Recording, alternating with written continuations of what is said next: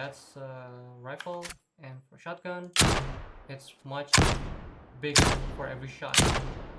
Alright, so this is what our project is this is what our project looks like at the moment. We haven't implemented any recoil, so if I shoot, there's no recoil, right? When I shoot, the crosshair just sits there at the exact same spot. Doesn't matter if I aim down sight, or it doesn't matter what kind of weapon that I have, it's not going to move upwards.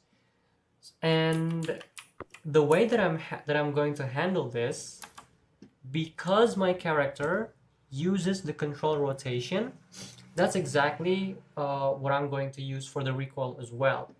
So the way that I've implemented the look is when I move the mouse, it will also give control input. And I think this is also the way that was implemented in the first person template. So instead of using something like set control rotation directly, I'm going to use something, well, I'm actually going to use a combination of both. So I'm going to use add controller input and set control rotation. So that's what we're going to use.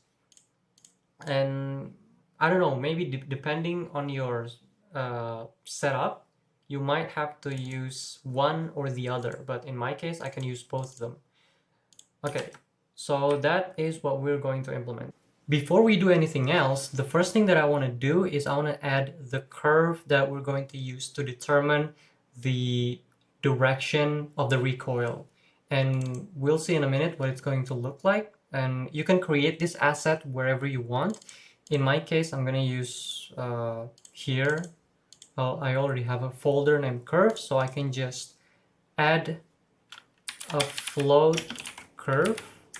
It's curve, and we're gonna use curve float.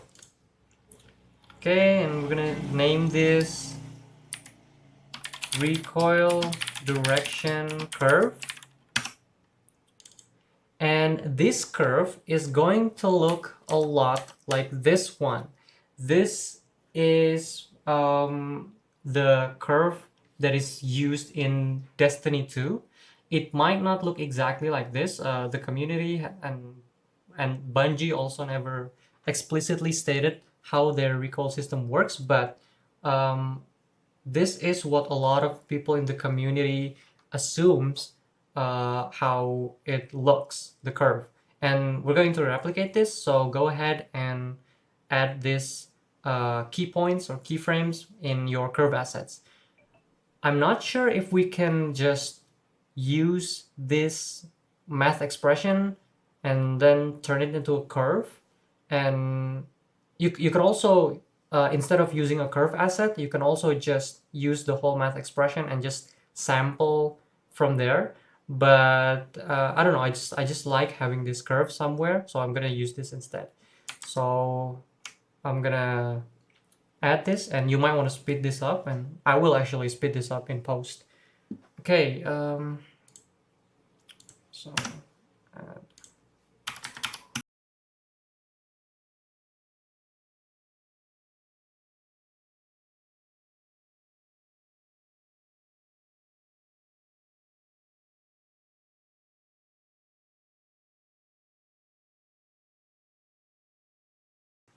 So I think this is roughly what the curve is gonna look like.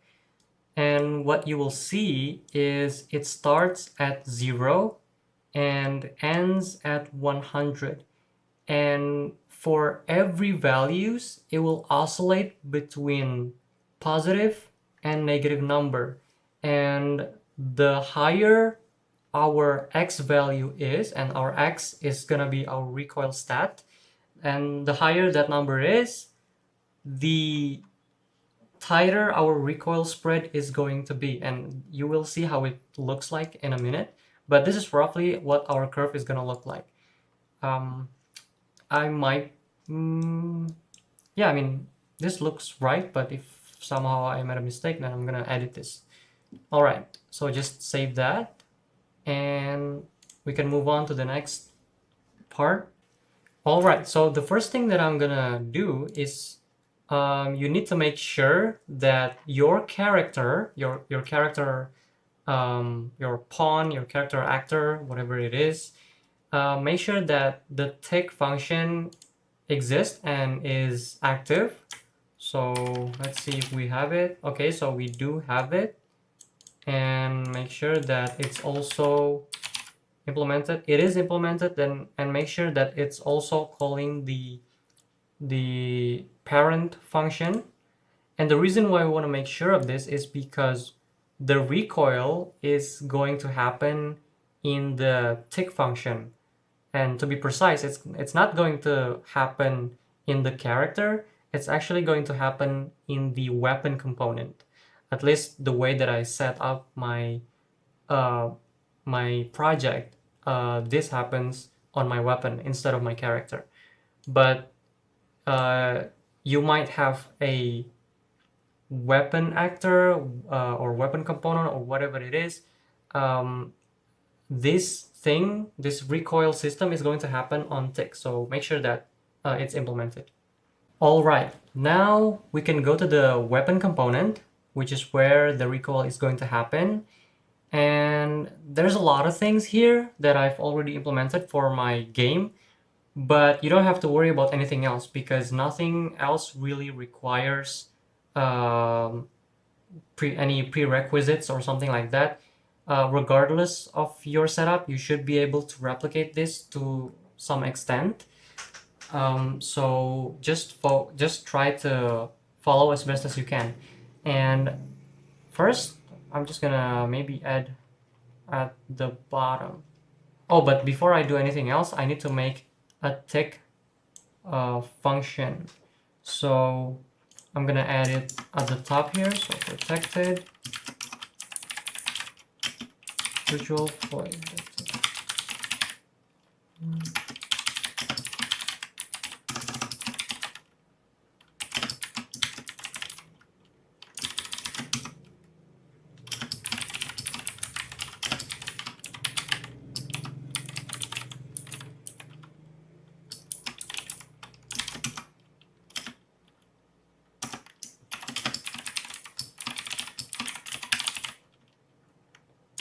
And override. All right, and we will implement this. Come on, Visual Studio. Okay, we'll add it later. Okay, then, all right, so right click and create definition.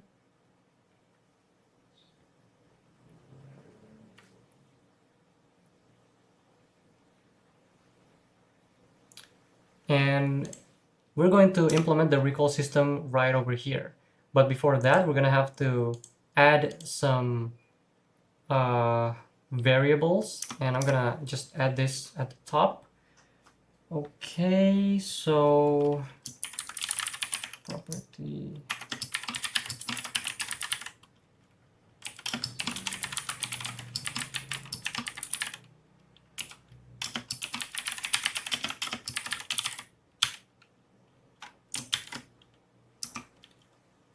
And we're gonna have a reference to our curve that we just created. I'm gonna call this recoil direction curve. All right. And some more.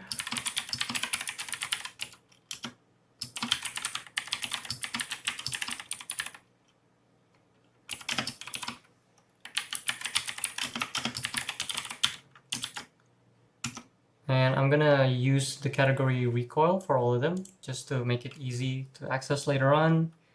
And for this one is called recoil stat. And this is the exact same recoil stat that you see in Destiny. And so this recoil stat will determine the direction of your recoil as well as the tightness of the spread, right? And yeah, just write that down. Next up is our first function, equal, and then some bool variable,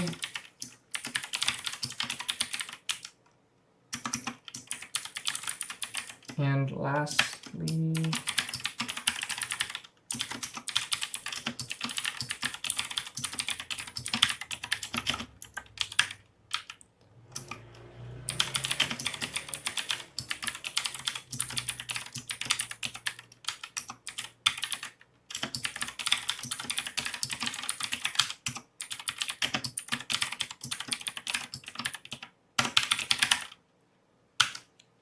now the only value that you need to pay attention to right now is just this value, and base recoil pitch force is the base recoil strength of the weapon. So this tells us how far upwards the weapon is going to throw itself relative to the original position. So if the weapon if it's a low number, then it's appropriate for something like a submachine gun, right? But for a stronger weapons like a hand cannon, then you might want to use some higher number, right, to really reinforce the impact of that weapon. So that is what this value represents, and the rest of them is just some variables that we will use over the course of the tick function, where we have to interpolate the recoil itself. All right, so next we're going to implement the start recoil. We can just right click and create definition, and here we will just set some initial variable.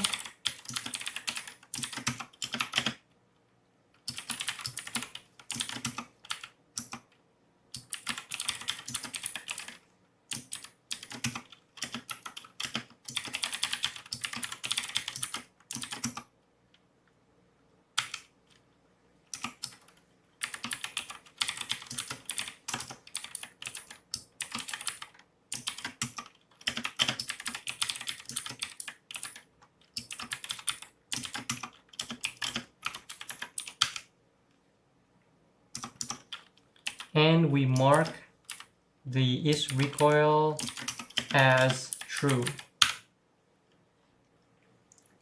Now, after we have initialized these variables for our recoil, then we can do it. We can do the recoil itself, or the interpolation, in tick component, and this is really easy. It's just make sure that you also call the parent function.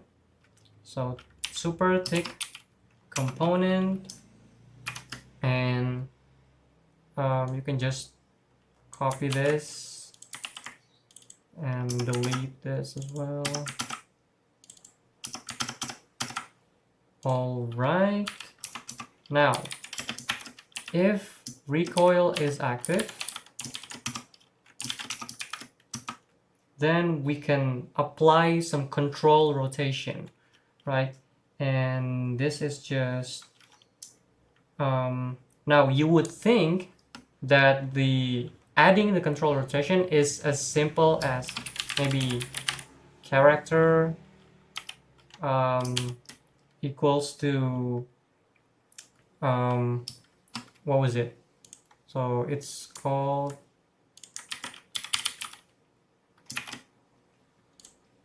all right. So you would think that we just have to call this function like this, but unfortunately, this is just specific to my setup. Unfortunately, I couldn't exactly do this because I don't know if the owner of this weapon is a player character or an enemy.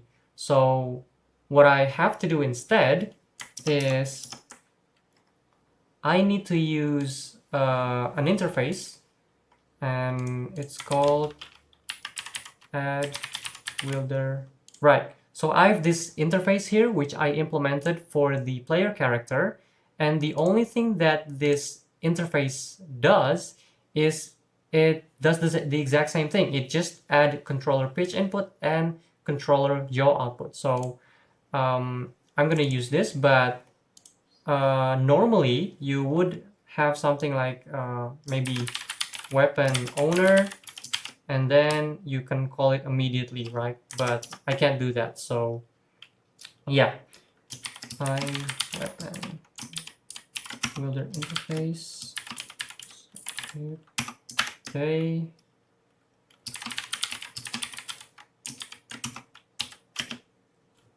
Now, for the pitch, what we will use is we're going to use recoil pitch velocity, and because this happens on every tick and our velocity is a unit in unit of seconds, we can immediately multiply this with our delta time. And because we are recoiling upwards, we need to multiply this with -1 to make it go upward. And for the yaw, we're gonna put 0 for now. All right.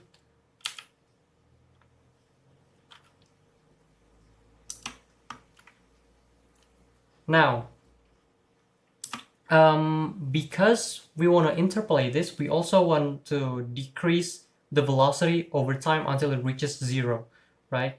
And we can do that by just decrementing, no, not decrementing, subtracting the recoil pitch velocity.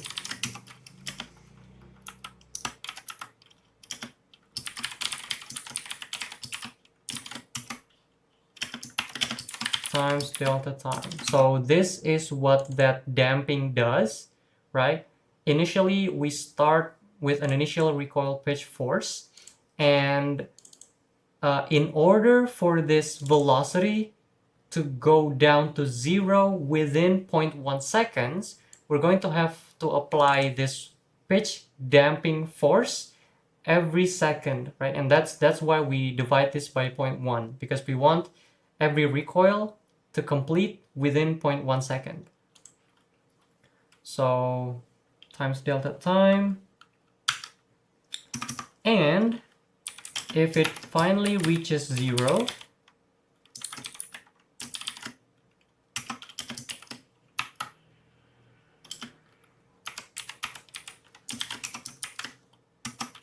then we can stop the recoil.